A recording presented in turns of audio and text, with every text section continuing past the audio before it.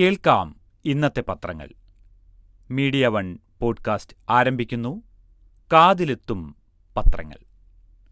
ഇന്ന് 2025 ഫെബ്രുവരി 2 ഞായറാഴ്ച. ഞാൻ ജയപ്രകാശ്. 12 ലക്ഷം വരെ വരുമാനമുള്ളവർക്ക് ആദായനികുതി ഒഴിവാക്കി മധ്യവർഗത്തെ കയ്യിലെടുക്കാനാണ് ബജറ്റിലൂടെ കേന്ദ്ര സർക്കാർ ശ്രമം. വോട്ടിൽ കണ്ണുനട്ട് ബീഹാറിന് വാരിക്കോരി നൽകിയപ്പോൾ കേരളത്തിന് വീണ്ടും അവഗണനയാണ്. 2002 ഗുജറാത്ത് വംശഹത്യയിൽ നിയമപോരാട്ടം നടത്തിയ സക്കിയ ജഫരി അഹമ്മദാബാദിൽ അന്തരിച്ചു. ഗാന്ധി വധവുമായി ബന്ധപ്പെട്ട KR മേരിയുടെ ഫേസ്ബുക്ക് പോസ്റ്റിൽ വിവാദം കൊഴുക്കുകയാണ്. മേരിയും ബെന്യാമിനും തമ്മിൽ വാക്പോര് മുറുകി. നോക്കാം പത്രത്താളുകളിലൂടെ വിശദമായി.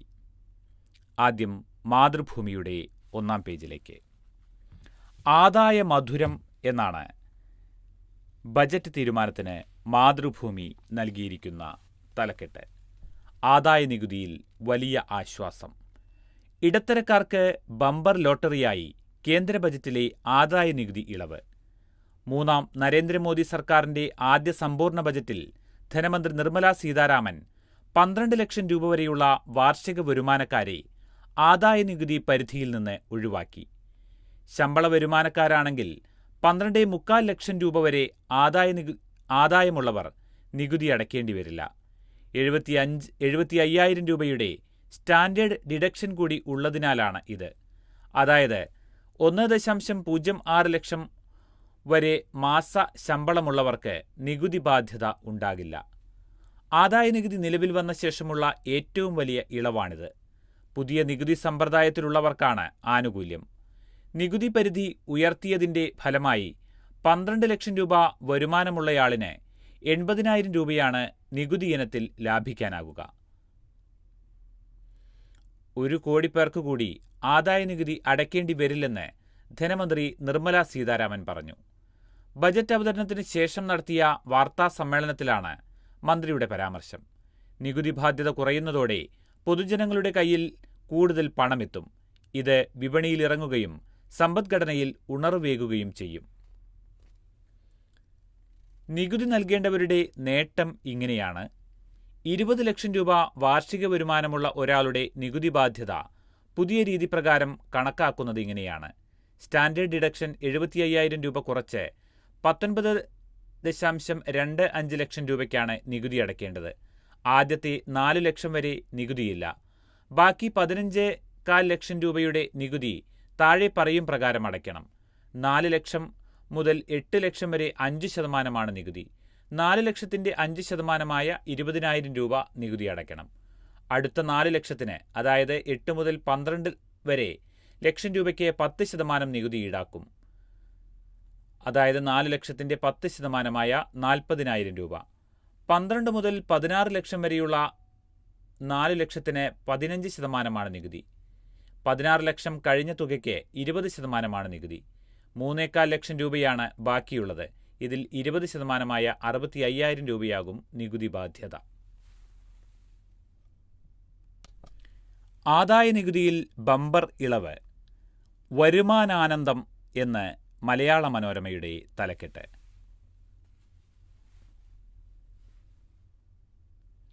മറ്റ് പ്രധാന തീരുമാനങ്ങളും. 12 ലക്ഷം വരുമാനമുള്ളവർക്ക് നികുതി അടയ്ക്കേണ്ട എന്ന വാർത്തയ്ക്ക് പുറമെ വിശദമായി നല്ല ഡിസ്പ്ലേയിൽ മലയാള മനോരമ 1-ാം പേജിൽ തന്നെ നൽകിയിട്ടുണ്ട്. ഇതിലേക്കൊന്ന് കണ്ണോടിക്കാം. നട്ടെല്ലാകും MSME. സൂക്ഷ്മ ചെറുകിട ഇടത്തരം വ്യവസായങ്ങളുടെ നിർവചനം പുതുക്കി.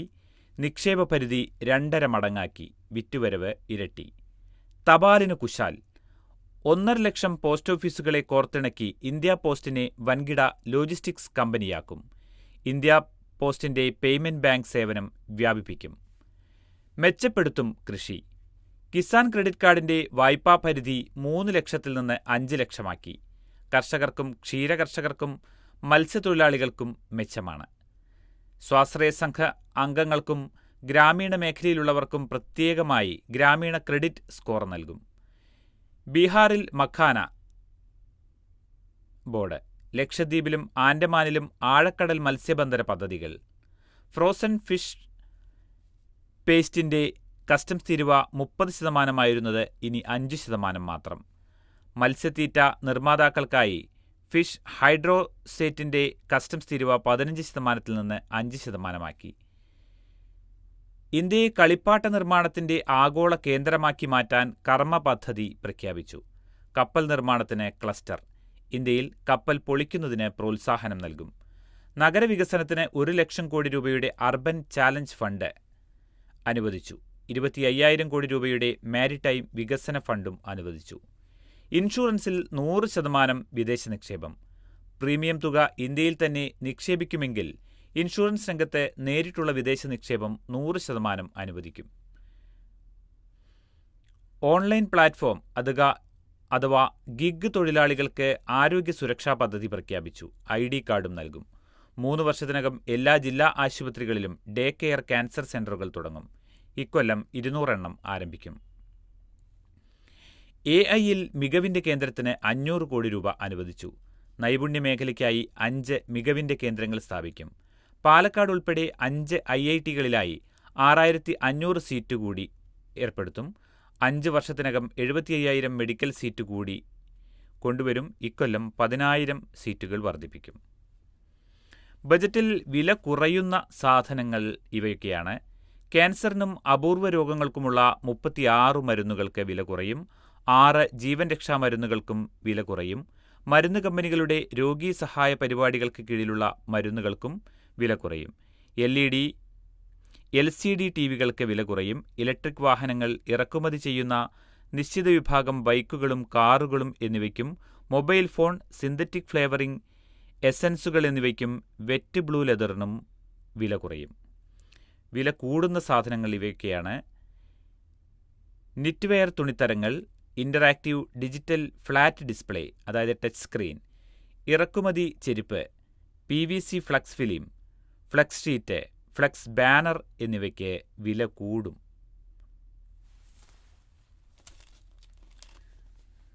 ടൂറിസത്തിനായി പ്രത്യേക പദ്ധതികളുണ്ട്. ഹോം സ്റ്റേകൾക്ക് മുദ്രാ വായ്പ അനുവദിക്കും. വിവിധ സംസ്ഥാനങ്ങളിലെ 50 പ്രധാന വിനോദസഞ്ചാര കേന്ദ്രങ്ങൾ സംസ്ഥാനങ്ങളുമായി ചേർന്ന് വികസിപ്പിക്കുമെന്നും ബജറ്റിൽ പ്രഖ്യാപനമുണ്ട്. ഇങ്ങനെയൊക്കെയാണെങ്കിലും കേരളത്തോട് എന്തിനീ അരിശം എന്നു ചോദിക്കുന്നു മാധ്യമം. കേന്ദ്ര ബജറ്റിൽ കേരളത്തോട് മുഖം തിരിച്ചു, വയനാടിനോട് കണ്ണടച്ചു. വയനാട് പുനരധിവാസ പാക്കേജിലടക്കം കേരളത്തിന്റെ ആവശ്യങ്ങളോടെല്ലാം മുഖം തിരിച്ച് കേന്ദ്ര ബജറ്റ്. ഏറെ കാത്തിരിപ്പിന് ശേഷം വയനാടിനെ തീവ്ര സ്വഭാവമുള്ള ദുരന്തങ്ങളുടെ പട്ടികയിൽ ഉൾപ്പെടുത്തിയതിനാൽ സാമ്പത്തിക സഹായമടക്കം മറ്റ് ആവശ്യങ്ങളിൽ അനുകൂല പ്രഖ്യാപനമാണ് സംസ്ഥാനം പ്രതീക്ഷിച്ചത്. പുനരധിവാസത്തിന് 2,000 കോടിയുടെ പാക്കേജും ആവശ്യപ്പെട്ടിരുന്നു. എന്നാൽ അതേപ്പറ്റി ഒരക്ഷരം ബജറ്റിലില്ല. മാത്രമല്ല ആശ്വാസകരമായ പ്രഖ്യാപനങ്ങളുമില്ല. മാന്ദ്യം നേരിടുന്നതിനും പ്രതീക്ഷിത സാമ്പത്തിക വളർച്ചാ നിരക്കിലേക്ക് എത്തുന്നതിനും കേന്ദ്ര പിന്തുണ സ്വാഭാവികമായും കേരളം പ്രതീക്ഷിച്ചിരുന്നു. 24,000 കോടി രൂപയുടെ പ്രത്യേക സാമ്പത്തിക പാക്കേജാണ് ഇതിലൊന്ന്. GST നഷ്ടപരിഹാരവും റവന്യൂ കമ്മി ഗ്രാന്റ് അവസാനിച്ചതും കടമെടുക്കൽ പരിധിയിൽ വന്ന കുറവുമെല്ലാം അക്കമിട്ടാണ് കേരളം പാക്കേജ് ആവശ്യം മുന്നോട്ട് വച്ചത്. വിഴിഞ്ഞം തുറമുഖത്തിന്റെ തുടർ വികസന പ്രവർത്തനങ്ങൾക്കായി 5,000 കോടി രൂപയുടെ പ്രത്യേക പാക്കേജിലും ബജറ്റിൽ മൗനമാണ്. അതേസമയം കഴിഞ്ഞ വർഷത്തേതുപോലെ ദീർഘകാല കാപെക്സ് വായ്പ വരും സാമ്പത്തിക വർഷവും തുടരുമെന്നതാണ് അല്പം ആശ്വാസം. വിഴിഞ്ഞത്തെ മൂലധന നിക്ഷേപ പദ്ധതികൾക്ക് കാപെക്സ് വായ്പ പ്രയോജനപ്പെടുത്താമെന്നതാണ് ധനവകുപ്പിന്റെ കണക്കുകൂട്ടൽ. കേരളത്തിന് ഉള്ളതും പോകുമോ എന്നും ആശങ്കയുണ്ട്. മുണ്ടക്കൈ ചൂരൽമല ദുരിതബാധിതരുടെ പുനരധിവാസത്തിനുള്ള പ്രത്യേക സഹായമെങ്കിലും കേന്ദ്ര ബജറ്റിലുണ്ടാകുമെന്ന കേരളത്തിന്റെ പ്രതീക്ഷ പാഴായി എന്ന മലയാള മനോരമയിലും വാർത്തയുണ്ട്. ഉടൻ ഉദ്ഘാടനം പ്രതീക്ഷിക്കുന്ന വിഴിഞ്ഞം തുറമുഖ പദ്ധതിക്കും പിന്തുണയില്ല. വർഷങ്ങളായി ഇതാണ് പതിവെന്നതിനാൽ സംസ്ഥാന സർക്കാരിന് വലിയ ഞെട്ടലില്ല. ധനവകുപ്പ് വൃത്തങ്ങൾ പങ്കുവയ്ക്കുന്ന ആശങ്ക മറ്റൊന്നാണ്. ആദായനികുതി ഇളവ് മൂലം കേന്ദ്ര സർക്കാരിന് നികുതി വരുമാനം കുറയുമ്പോൾ അതിന്റെ വിഹിതം ലഭിക്കുന്ന കേരളത്തിനും തിരിച്ചടിയായേക്കും. ധനകമ്മീഷന്റെ ശുപാർശയനുസരിച്ച് സംസ്ഥാനങ്ങളിൽ നിന്ന് കേന്ദ്രം പിരിക്കുന്ന നികുതിയുടെ 41% സംസ്ഥാനങ്ങൾക്ക് കൈമാറേണ്ടത്. ഈ തുകയുടെ 1.925% കേരളത്തിന് കിട്ടുന്നത്. ഇന്നലെ അവതരിപ്പിച്ച ബജറ്റിലെ കണക്കനുസരിച്ച് കേന്ദ്രത്തിൽ നിന്ന് അടുത്ത സാമ്പത്തിക വർഷം കേരളത്തിന് നികുതി വിഹിതമായി കിട്ടുക 27,382 കോടി രൂപയാണ്. ഇതിൽ ഏറ്റവും കൂടുതൽ തുക, അതായത് 10,202 കോടി രൂപ ആദായ നികുതിയുടെ വിഹിതമാണ്. ആദായ നികുതിയിൽ ഗണ്യമായ ഇളവ് പ്രഖ്യാപിച്ചതിനാൽ ഈ ഇനത്തിൽ വരുമാനം കുത്തനെ ഇടിയും എന്ന ആശങ്ക ധനവകുപ്പിനുണ്ട്.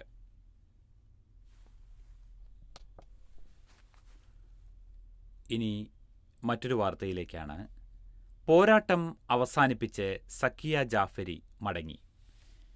2002 ഗുജറാത്ത് വംശഹത്യയ്ക്ക് പിന്നിലെ ഗൂഢാലോചന അന്വേഷിക്കണമെന്നാവശ്യപ്പെട്ട് നിയമപോരാട്ടം നടത്തിയ സക്കിയ ജാഫരി 86 വയസ്സ് അന്തരിച്ചു. കലാപത്തിൽ കൊല്ലപ്പെട്ട മുൻ കോൺഗ്രസ് MP എഹ്സാൻ ജാഫറിയുടെ ഭാര്യയും മനുഷ്യാവകാശ പ്രവർത്തകയുമാണ്. കലാപത്തിനിടെ അഹമ്മദാബാദിലെ ഗുൽബർഗ് സൊസൈറ്റിയിൽ നടന്ന ആക്രമണത്തിൽ എഹ്സാൻ ജാഫറി ഉൾപ്പെടെ 69 പേരാണ് കൊല്ലപ്പെട്ടത്. ഇരകൾക്കായി അവസാനം വരെ പൊരുതിയ സക്കിയയുടെ നിയമപോരാട്ടം ദേശീയ ശ്രദ്ധ നേടിയിരുന്നു.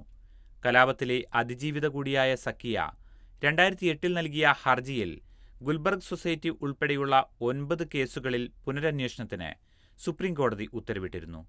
ഇതേ തുടർന്ന് അന്വേഷിച്ച പ്രത്യേക സംഘം അന്നത്തെ ഗുജറാത്ത് മുഖ്യമന്ത്രിയായിരുന്ന പ്രധാനമന്ത്രി നരേന്ദ്രമോദി ഉൾപ്പെടെ 63 പേർക്ക് ക്ലീൻ ചിറ്റ് നൽകിയിരുന്നു. ഇത് ചോദ്യം ചെയ്ത് സമർപ്പിച്ച ഹർജി മജിസ്ട്രേറ്റ് കോടതി തള്ളിയതോടെ ഗുജറാത്ത് ഹൈക്കോടതിയെയും പിന്നീട് സുപ്രീം കോടതിയെയും സമീപിച്ചു. 2022 ജൂൺ 24 സുപ്രീംകോടതി ജാഫറിയുടെ അപ്പീൽ തള്ളുകയും പ്രത്യേക അന്വേഷണ സംഘത്തിന്റെ നടപടി ശരിവയ്ക്കുകയും ചെയ്തു.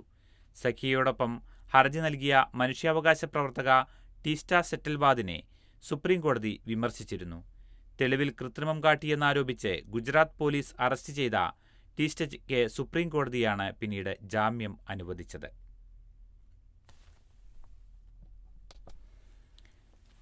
സക്കിയ ജാഫരിയുടെ മരണവുമായി ബന്ധപ്പെട്ട് ഒരു സൈഡ് സ്റ്റോറിയും മാധ്യമം നൽകിയിട്ടുണ്ട്. അതിലേക്ക് പോരാളികളുടെ മാതാവേ വിട.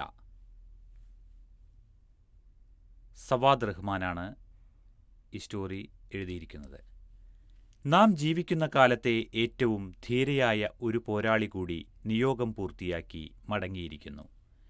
2002 അതിനിഷ്ഠൂരമായ ഗുജറാത്ത് വംശഹത്യയിൽ അറുംകൊല ചെയ്യപ്പെട്ട ജീവിത സഖാവിനും മറ്റനേകം നിരപരാധികൾക്കും വേണ്ടി, മതനിരപേക്ഷ ഇന്ത്യയിലെ ഓരോ സ്ത്രീകൾക്കും കുഞ്ഞുങ്ങൾക്കും വേണ്ടി സക്കിയ ജാഫരി നടത്തിയ പൗരാവകാശ നിയമപോരാട്ടത്തെ വർണ്ണിക്കാൻ ഒറ്റ വാക്കേയുള്ളൂ: അതുല്യം. വർഗീയ കൂട്ടായ്മയുടെയും വ്യവസായ പ്രഭുക്കളുടെയും ആശീർവാദത്തോടെ രാജ്യത്തെ അതിശക്തനായ രാഷ്ട്രീയക്കാരനായി വളർന്നുകൊണ്ടിരുന്ന അന്നത്തെ ഗുജറാത്ത് മുഖ്യമന്ത്രി നരേന്ദ്ര ദാമോദർ ദാസ് മോദി എന്ന വംശഹത്യയുടെ മുഖ്യശില്പിയെന്ന് വിശേഷിപ്പിച്ചാണ് നരേന്ദ്രമോദിയെ വംശഹത്യയുടെ മുഖ്യശില്പിയെന്ന് വിശേഷിപ്പിച്ചാണ് സഖിയ പോർമുഖത്തിറങ്ങുന്നത്.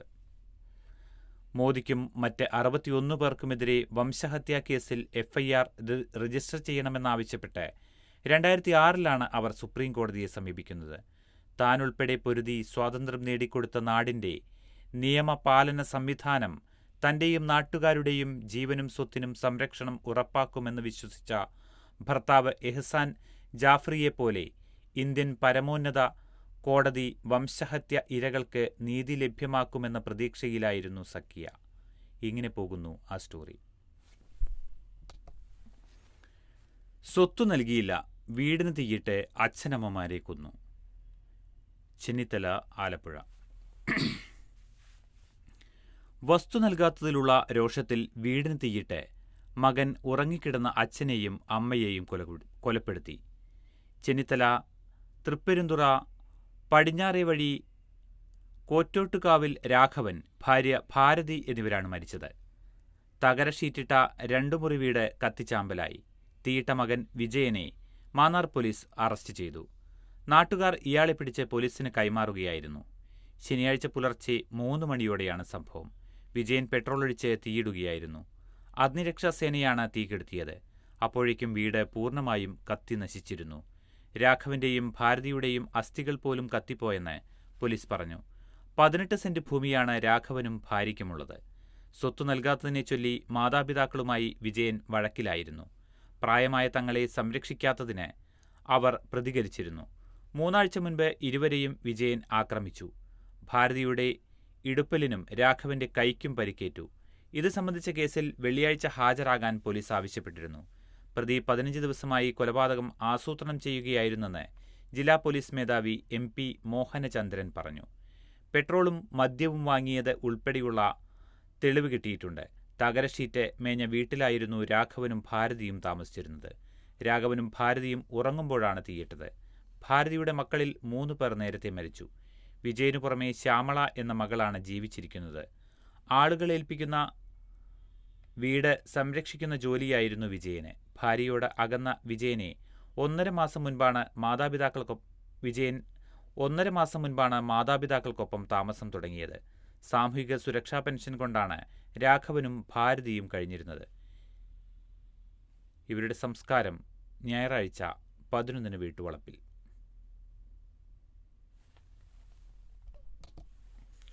2 വയസ്സുകാരിയുടെ കൊലപാതകം 3-ാം ദിവസവും തെളിവ് തേടി പോലീസ്. 2 വയസ്സുകാരിയുടെ മൃതദേഹം കിണറ്റിൽ നിന്ന് കണ്ടെടുത്ത് മണിക്കൂറുകൾക്കുള്ളിൽ തന്നെ പ്രതിയെ കസ്റ്റഡിയിലെടുത്തെങ്കിലും കുറ്റകൃത്യത്തിനുള്ള പ്രേരണ ഉറപ്പിക്കാനോ തെളിവുകൾ ശേഖരിക്കാനോ കഴിയാതെ പോലീസ്. ശനിയാഴ്ചയും തെളിവ് തേടി സംഭവം നടന്ന വീട് പോലീസ് അരിച്ചുപെറുക്കി. സഹോദരിയുടെ 2 വയസ്സുള്ള കുഞ്ഞിനെ കിണറ്റിലെറിഞ്ഞ് കൊലപ്പെടുത്തിയ കുറ്റത്തിനാണ് കോട്ടുകാൽക്കോണം വാറുവിളാകത്ത് വീട്ടിൽ ഹരികുമാർ റിമാൻഡിൽ കഴിയുന്നത്. ഹരികുമാറിന്റെ സഹോദരി ശ്രീതുവിന്റെ മകളെയാണ് കൊലപ്പെടുത്തിയത്. ശ്രീതുവിനോടുള്ള ഹരികുമാറിന്റെ ചില അസാധാരണ വാട്സപ്പ് ചാറ്റുകൾ മാത്രമാണ് നിലവിൽ പോലീസിന്റെ പക്കലുള്ള കാര്യമായ തെളിവ്. ഹരികുമാറിന്റെ സ്വഭാവത്തിൽ വൈകല്യങ്ങളുള്ളതായി പോലീസിന് വിവരം ലഭിച്ചിട്ടുണ്ട്. ശ്രീതുവുമായി ലൈംഗിക ബന്ധത്തിൽ ഏർപ്പെടാനുള്ള ശ്രമങ്ങൾ വിജയിക്കാത്തതിലുള്ള വൈരാഗ്യമാണ് കുഞ്ഞിനെ കൊലപ്പെടുത്തുന്നതിൽ കലാശിച്ചതെന്നാണ് പോലീസ് ഇപ്പോൾ കരുതുന്നത്. ഇതിനിടെ ഹരികുമാർ പരസ്പരവിരുദ്ധമായി മൊഴി മാറ്റുന്നത് പോലീസിനെ കുഴപ്പിക്കുന്നുണ്ട്. പൂജപ്പുര മഹിളാ മന്ദിരത്തിൽ കഴിയുന്ന കുഞ്ഞിന്റെ അമ്മ ശ്രീതുവിനെ പോലീസ് ശനിയാഴ്ച വീണ്ടും ചോദ്യം ചെയ്തു. ഇതിനു പുറമെ സംഭവത്തിൽ ബന്ധമുണ്ടെന്ന് സംശയിച്ച ജ്യോത്സ്യനായ ശംഖുമുഖം ദേവിദാസനെ പ്രദീപ് കുമാറിനെയും അന്വേഷണ സംഘം വിളിച്ചുവരുത്തി ചോദ്യം ചെയ്തു. കൊലപാതകത്തിലേക്ക് നയിക്കുന്ന പല കഥകളും ഇതിനകം പോലീസ് പുറത്തുവിട്ടെങ്കിലും ഒന്നിനും പിൻബലം നൽകുന്ന ശാസ്ത്രീയ തെളിവ് ലഭിക്കാത്തതാണ് പോലീസിനെ വലയ്ക്കുന്നത്. ഉദയകുമാറിന്റെ മരണത്തിലും അന്വേഷണം. കൂടുതൽ ചോദ്യം ചെയ്യലിനായി നെയ്യാറ്റിൻകര സ്പെഷ്യൽ സബ് ജയിലിൽ ജുഡീഷ്യൽ കസ്റ്റഡിയിൽ കഴിയുന്ന പ്രതി ഹരികുമാറിനെ തിങ്കളാഴ്ച അന്വേഷണ സംഘം കസ്റ്റഡിയിൽ വാങ്ങും.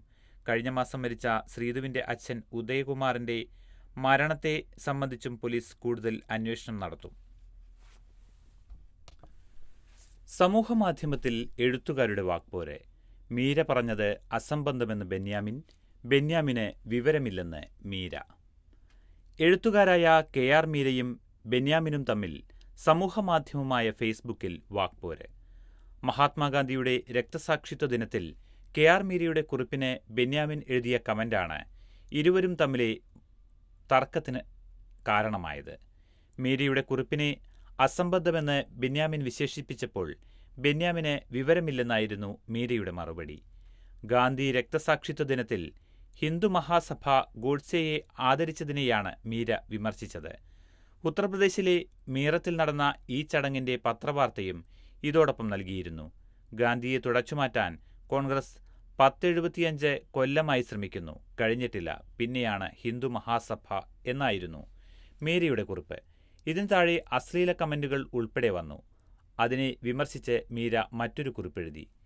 ഗാന്ധിസത്തെയും ഗാന്ധിജിയുടെ ആത്മാവിനെയും ഇന്ത്യയിൽ നിന്ന് തുടച്ചു നീക്കണമെന്ന് പരസ്യമായി ആഹ്വാനം ചെയ്തതിനെതിരെ ഞാൻ എഴുതിയ പോസ്റ്റിന് താഴെ അശ്ലീല കമന്റുകൾ എഴുതാനല്ലാതെ ആ സംഘടനയ്ക്കെതിരെ ഒരക്ഷരം മിണ്ടാൻ ധൈര്യമില്ലാത്തവരോട് മഹാത്മാവെ പൊറുക്കണേ എന്നായിരുന്നു അതിന്റെ ഉള്ളടക്കം.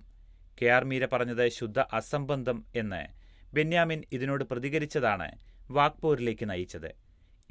ഏതിനോട് താരതമ്യം ചെയ്യണമെന്നും ആരെ ഏത് രീതിയിൽ വിമർശിക്കണം എന്നുമുള്ള വിവരമില്ലായ്മയാണ് പോസ്റ്റ്.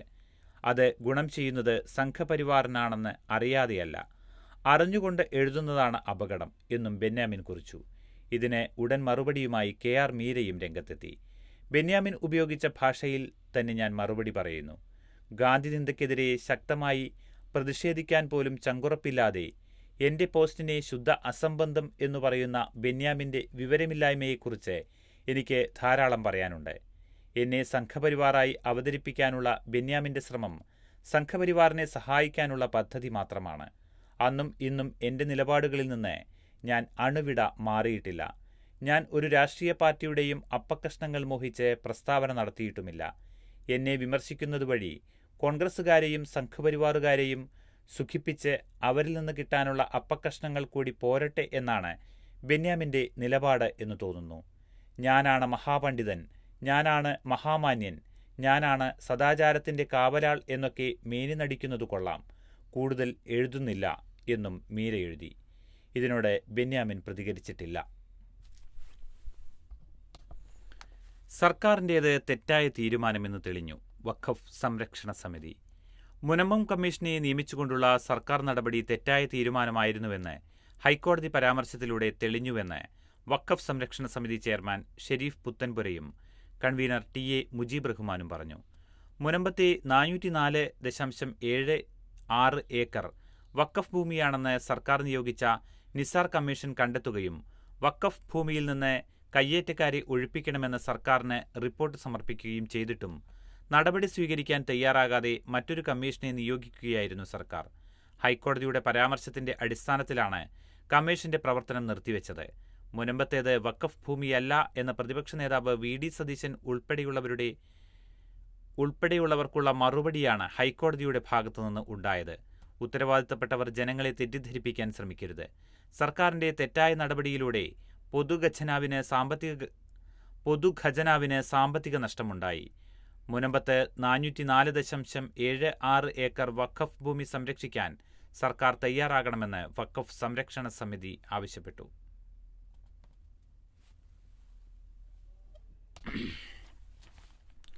കുതിപ്പ് തുടർന്ന് സ്വർണ്ണവില. പവന് 61,960 രൂപ. തുടർച്ചയായ 4-ാം ദിനവും റെക്കോർഡ് പുതുക്കി സ്വർണ്ണവില. ഇന്നലെ ഗ്രാമിന് 15 രൂപ വർദ്ധിച്ച് 7,745 രൂപയും പവന് 120 രൂപ വർദ്ധിച്ച് 61,960 രൂപയുമായി. 4 ദിവസം കൊണ്ട് പവന് 1,880 രൂപയാണ് വർദ്ധിച്ചത്. 18 കാരറ്റ് സ്വർണത്തിനും റെക്കോർഡ് നിരക്കാണ്. ഇന്നലെ ഗ്രാമിന് 10 രൂപയും പവന് 80 രൂപയും വർദ്ധിച്ച് യഥാക്രമം 6,395 രൂപയും 51,160 രൂപയുമായി. കഴിഞ്ഞ മാസം പവന് 4,760 രൂപയും ഗ്രാമിന് 495 രൂപയുമാണ് വർദ്ധിച്ചത്. രാജ്യാന്തര സ്വർണ്ണവില ട്രോയ് ഔൺസിന് $2,798 എന്ന റെക്കോർഡ് നിരക്കിലാണ്. കേന്ദ്ര ബജറ്റിൽ സ്വർണത്തിന്റെ ഇറക്കുമതി തീരുവ നിലവിലെ 6% നിന്ന് കൂട്ടാനുള്ള തീരുമാനം ഉണ്ടാകാത്തതിനാൽ സ്വർണ്ണവില വീണ്ടും കൂടുമെന്ന ആശങ്ക അവസാനിച്ചു. യു.എസിൽ വീണ്ടും വിമാനാപകടം. എയർ ആംബുലൻസ് തകർന്ന് 7 മരണം. ഫിലാഡൽഫിയ. രോഗിയുമായി പറന്ന എയർ ആംബുലൻസ് തകർന്ന് മാതാവ് ഉൾപ്പെടെ 6 മെക്സിക്കൻ സ്വദേശികളും അപകടസ്ഥലത്ത് കാറിലുണ്ടായിരുന്ന ഒരാളും മരിച്ചു. വിമാനം തകർന്നു വീണയിടത്തുണ്ടായിരുന്ന 20ഓളം പേർക്ക് പരുക്കുണ്ട്.